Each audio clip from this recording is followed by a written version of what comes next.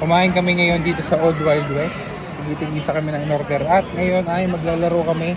Huhulaan nila kung magkano binayaran namin na bill. Ikaw, Lara, magkano? Alam ko na dahil ako nagbayad, hindi na ako kasama. Ikaw? Io sicuramente come un so, Tagal? 50. 50? Okay, ikaw? Io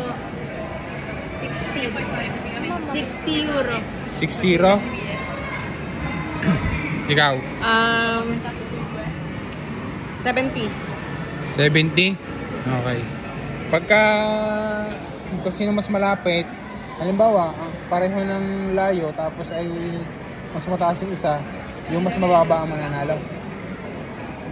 Okay. Okay. Anong premyo ng mananalo? iPhone. Napatawa naman ako. iPhone daw. iPhone. 10 euro. 10 euro? Okay. Sinong nanalo?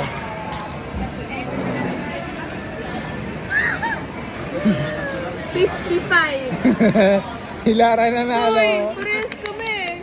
Bakit ano ka? 60. 60. Di ba tinanong ko kung paano pagparehas? Kung sino mas mababa siyang panalo? Di ba nag-agree ka? Hindi. Congrats kay Lara. Meron siyang DHL. Nasaan na DHL, mami? Bayad. Sa bahay na lang ang DHL mo, ha? Abene. Akalain mo, kumain na ng libre, magkaka-DHL pa. Pakita natin kung 55 na nga. Nasaan? Yun, 55. Ayan o.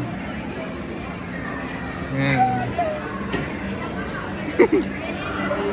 Ciao! Bye-bye!